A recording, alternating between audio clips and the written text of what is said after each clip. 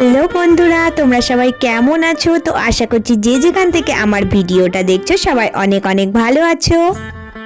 ওরা আজকে আমি তোমাদের সাথে একটা খুবই সুন্দর ব্লাউজের ডিজাইন শেয়ার করব। তো পাইপিং দিয়েই কিন্তু অনেক সুন্দর ডিজাইন তৈরি হয়ে যায়। তো তোমাদের সাথে আমি এটাই শেয়ার করব, তোমরা পুরো ভিডিওটা দেখতে থাকো।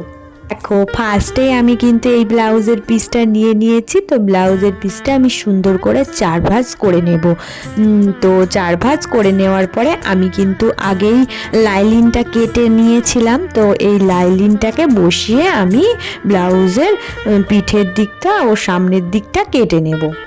এবার আমি কিন্তু হাতার কাটিংটা করে নিচ্ছি। তো হাতাটা একদম নর্মালি গ্লাস হাতা হবে। তো দেখো আমি কাপড়টা 4 ভাঁজ করে নিয়েছি। এইবার কিন্তু লাইলিনটা বসিয়ে মেন ফেব্রিকটা কেটে নেব। তো গ্লাস হাতা ব্লাউজই এখন বেশি বানাতে হয় আমাকে, কারণ গ্লাস হাতাটাই সবাই বেশি পছন্দ করে। তো নর্মালি যেরকম গ্লাস হাতা হয় এইটাও সেরকমই গ্লাস হাতা হবে। তো ফার্স্টেই দেখো লাইলিনটা আমি নিয়ে নিয়েছি। তো গলার ডিজাইনটা হার্ট শেপের মধ্যে হবে। তো আমি এইদিকে 2.5 রেখেছি আর নিচের দিকে আমি 6 পয়েন্ট করেছি। তো এইভাবে সেম 4 কোণা করে নেব। 4 কোণা করে নেওয়ার পরে দেখো হার্ট শেপের মতো ডিজাইনটা হবে সামনের ডিজাইনটা। তো ওইভাবেই আমি একটু বাঁকা করে দেখো যেভাবে টেনে নিচ্ছি। তো এইভাবে করে টানলেই হয়ে যায়। তো এইভাবে টানার পরে এবার আমি দাগে দাগে সুন্দর করে কেটে নেব। এবার এই লাইলিনটা বসিয়ে মেন ফেব্রিকটাও আমি সেম ভাবেই কেটে নেব। তো দেখো সুন্দর করে এইভাবে কেটে নেব, তাহলে আমার দুটো কাটিংই কিন্তু হয়ে যাবে। এবার আমি পিঠের দিকটা কেটে নিচ্ছি। তো সেম ভাবে আমি কিন্তু লাইলিনের ওপরেই কাটিংটা করব। তো দেখো আমি আগে এঁকে নিচ্ছি একদম নর্মাল যেরকম পিঠ হয়। তো ওইভাবেই পিঠটা রাউন্ড শেপেই হবে।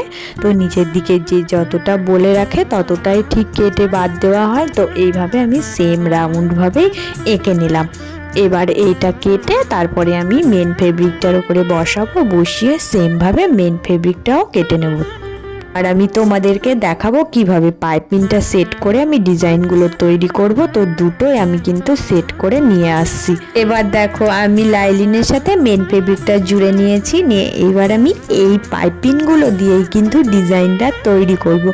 তো পাইপিংটা এইভাবে সুন্দর করে কিন্তু দিয়ে দিলেই কিন্তু হয়ে যাবে। তো এইভাবে দেখো একটা করে সরু করে চাপ সেলাই দিয়ে সেট করে তৈরি করে নেবে। তো আমি সেমভাবে বসিয়ে তোমাদের সাথে এটা দেখাচ্ছি, মানে কতটা সুন্দর লাগবে দেখবে এটা সেট করার পর। তো দেখো আমি সেট করে নিয়ে এসেছি। তো দেখো সামনের দিকের গলার ডিজাইনটা আমার কিন্তু এই পাইপিং সেট করে তৈরি করা হয়ে গেছে। তো দেখো কতটা সুন্দর লাগছে। আর পিছনের দিকটা আমি তোমাদেরকে দেখাচ্ছি। তো পিছনের দিকটাও কিন্তু সেমভাবে আমি সেট করে নিয়েছি। তো দেখো এটা কতটা সুন্দর ফিনিশিং এসেছে, দেখতেও খুব সুন্দর লাগে এই পাইপিংগুলো যদি তোমরা দিয়ে ডিজাইনটা তৈরি করো। তো এটা পিছনে হুক দেওয়া ব্লাউজই হবে। তো নর্মালি আমি সেইভাবেই তৈরি করে নিয়েছি। এখনও আমি হাতাটা জয়েন করিনি। তো হাতাটা তোমাদেরকে দেখাচ্ছি। এই যে দেখো হাতাটা আমি কিন্তু সেট করে নিয়েছি।